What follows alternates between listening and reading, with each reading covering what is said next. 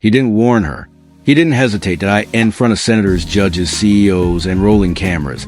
A billionaire grabbed a black woman by the shoulders and shoved her into the pool, then stood over her, smirking while guests whispered, filmed, and pretended not to see the racism dripping from his mouth. What he didn't know was this. The woman he humiliated was married to the one man whose signature could save or destroy his collapsing empire. And within minutes, that one choice would cost him everything. The terrace off the Grand Regency Hotel shimmered with lights reflecting across the pool. Ava Ellis stepped outside for a moment of quiet, unaware that the most dangerous man in the building was watching her. The gala inside was crowded with judges, senators, executives, the kind of people who believed the city rotated around their approval.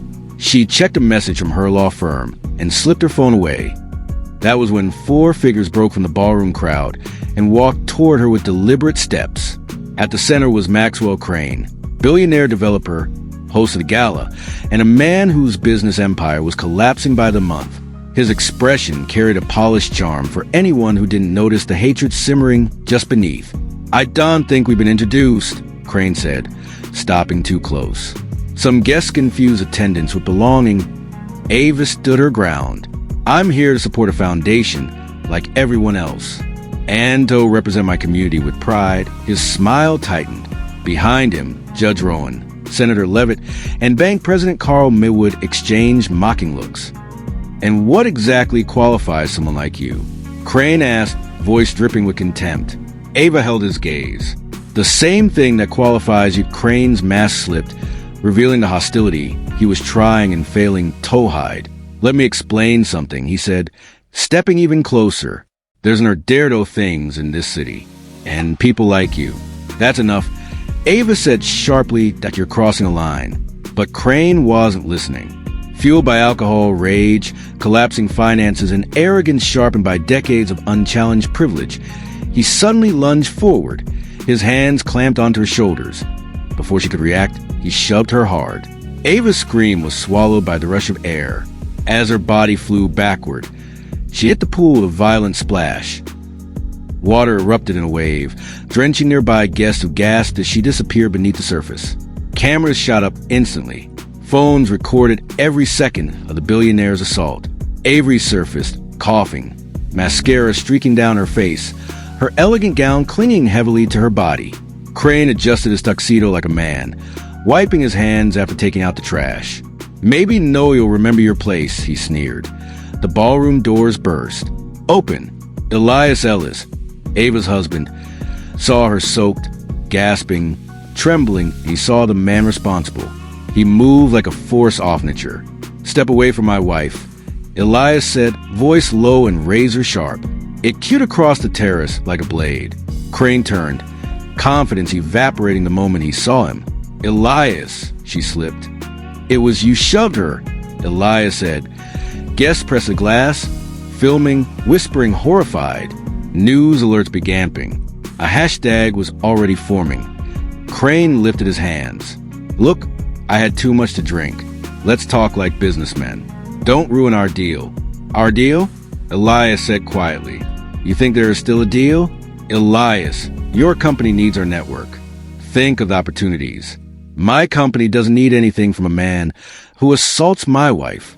Elias said.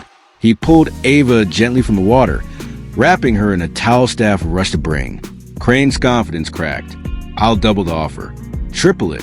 Name your price." "You can't afford the price," Elias replied. "Not anymore." He turned toward the watching guests. For everyone listening, Ellison, technology is exterminating all negotiations with Crane. Development permanently. Gasps swept across the crowd. Crane stumbled forward. "Elias, please. I have employees, obligations. You should have considered them before you showed the world who you really are." Security stepped in. Crane backed away, panic replacing arrogance. "Elias, please, we can fix this." A hotel security chief approached, voice steady. "Mr. Crane, you assaulted a guest. You are banned from this property effective immediately." "Yotsan banned me," Crane screamed. "I've hosted this gala for 10 years.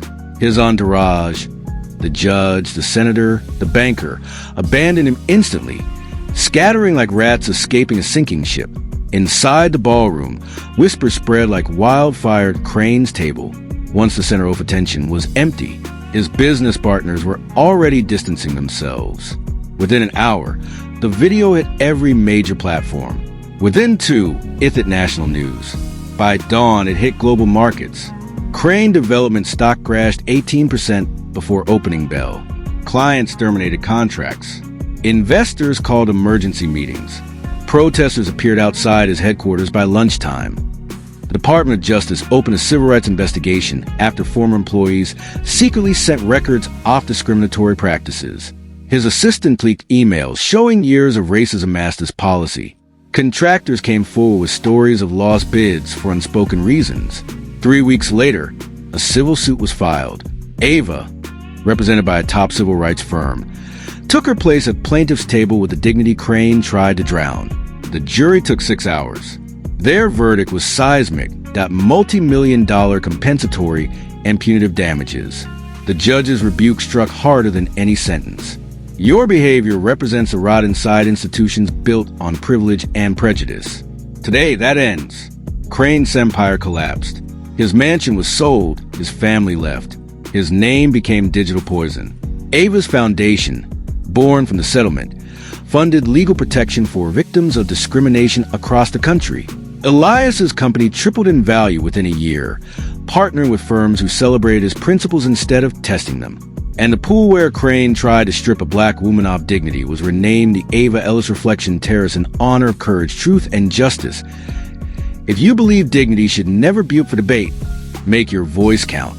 Like this video, share it everywhere, and tell us in the comments where you're rewatching from and what moment hit you hardest.